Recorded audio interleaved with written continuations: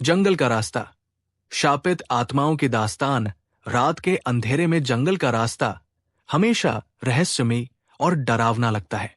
लेकिन क्या हो अगर यह रास्ता सिर्फ डरावना ही नहीं बल्कि शापित हो? क्या हो अगर वहां जाने वाले कभी वापस ना आए? यह कहानी सिर्फ एक ट्रिप की नहीं बल्कि एक भयानक हादसे की है जिसने 4 दोस्तों की जिंदगी बदल दी। 4 दोस्त, रूही, अरुण, सोनू और कियारा, एक ट्रिप से लौट रहे थे जब उनकी कार बीच जंगल में खराब हो गई। उनके पास सिर्फ एक ही रास्ता था, एक पुराना सुनसान जंगल का रास्ता जो गांव के बुजुर्गों के अनुसार शापित था। लेकिन क्या यह सिर्फ एक अफवाह थी या सच में वहां कुछ था? उन चारों ने हंसते हुए उस रास्ते पर कदम रखा, लेकिन उन्हें नहीं पता था कि यह उनकी सबसे खौफनाक गलती थी। रात के 11:15 बजे थे। यह रास्ता सही नहीं लग रहा। रूही ने धीरे से कहा, टॉर्च की रोशनी से इधर उधर देखते हुए। घबराने की जरूरत नहीं, यह सिर्फ एक शॉर्टकट है, अरुण ने जवाब दिया। चारों दोस्त जंगल के अंदर बढ़ते चले गए। हर कदम पर ऐसा लगता कि कोई छिपकर उन्हें देख रहा था।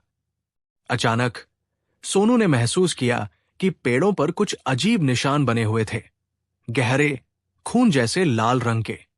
ये क्या है? उसने दीवारों को छूते हुए कहा।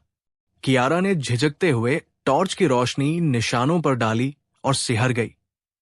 निशानों के बीच किसी के पंजों के गहरे निशान भी थे, लेकिन वे किसी इंसान के नहीं थे। तभी झाड़ियों में हलचल हुई। चारों के दिल की धड़कनें तेज हो गई। कोई है वहां? अरुण ने कांपती आवाज में पूछा। झाड़ियों से एक डरावनी परछाई निकली, लंबी, काली, बिना चेहरे की। उसकी आंखें जलती हुई लाल रोशनी की तरह चमक रही थी। भागो, कियारा ने चीखते हुए कहा। चारों भागने लगे, लेकिन जंगल का रास्ता अब वैसा नहीं था जैसा उन्होंने देखा था। रास्ते पर अब गहरे गड्ढे और कटिफ्टी टहनियां बिछी थी। वे फंस चुके थे। अचानक सोनू पीछे छूट गया। सोनू, जल्दी आओ, अरुण ने चिल्लाया। लेकिन तभी सोनू की चीख गूंज उठी। वे पलटे, वहां कोई नहीं था। बस उसकी टॉर्च जमीन पर पड़ी थी और उसके चारों ओर गहरी खरोंचों के निशान थे। वो कहाँ गया? कियारा की आंखों में आंसू थे।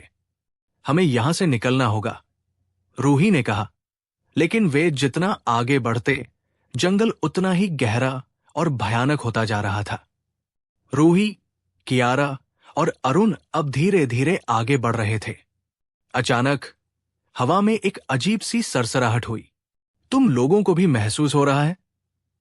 रूही ने कांपते हुए कहा। हां, कोई हमारे आसपास ही है, अरुण ने जवाब दिया।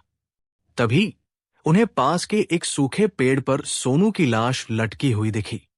उसकी आंखें पूरी तरह सफेद हो चुकी थी और उसके शरीर पर अजीबोगरीब खरोंचें थी, जो किसी जानवर के पंजों से नहीं बल्कि किसी रहस्यमयी शक्ति से बनी लग रही थी। कियारा की चीख निकल गई। नहीं, ये नहीं हो सकता। लेकिन इससे पहले कि वे भागते, रूही अचानक हवा में उठ गई, जैसे किसी ने उसे खींच लिया हो। बचाओ! अरुण और कियारा ने उसे पकड़ने की कोशिश की, लेकिन एक अनदेखी शक्ति ने उसे पेड़ों के पीछे घसीट लिया। उनकी आंखों के सामने रूही को कुछ अदृश्य शक्तियों ने घेर लिया। उसके शरीर से तेज सफेद धुआं निकलने लगा और उसकी त्वचा स्याही की तरह काली पड़ गई। फिर अचानक वो गायब हो गई। बस उसकी चीख हवा में गूंज रही थी। अब सिर्फ अरुण और कियारा बचे थे। हमें किसी भी तरह यहां से निकलना होगा, अरुण ने कहा। लेकिन तभी कियारा के पैर के नीचे जमीन धंस गई और वो नीचे गिर गई। अरुण ने उसे पकड़ने की कोशिश की, लेकिन कोई अदृश्य शक्ति उसे खींच रही थी। अरुण, भागो! कियारा ने रोते हुए कहा। नहीं, मैं तुम्हें ऐसे छोड़ नहीं सकता। लेकिन अचानक अंधेरे से 2 लंबी काली भुजाएं निकली और कियारा को खींचकर अपने साथ ले गई। उसकी चीखें पूरे जंगल में गूंज उठीं। अब सिर्फ अरुण बचा था। अरुण पूरी ताकत से भागा। जंगल कभी खत्म न होने वाला लग रहा था। लेकिन फिर अचानक उसे दूर एक रोशनी दिखी, हाईवे की। वह दौड़ा और जैसे ही उसने जंगल की सीमा पार की, एक झटके में सब कुछ शांत हो गया। जब उसने पीछे मुड़कर देखा तो जंगल अब एक सामान्य जंगल की तरह लग रहा था। कोई आवाज नहीं, कोई साया नहीं, लेकिन उसके हाथों पर कुछ गहरे खरोंचों के निशान थे। आज भी अरुण जब अपनी खिड़की से बाहर देखता है तो उसे कभी कभी जंगल की तरफ से आती हल्की हल्की चीखें सुनाई देती है।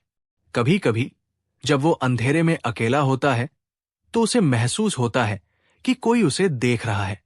और सबसे डरावनी बात, उसके सपनों में वो हमेशा कियारा, सोनू और रूही की सफेद आंखों वाले चेहरे देखता है जो उसे घूर रहे होते हैं। क्या वो जंगल उसे भी लेने आएगा?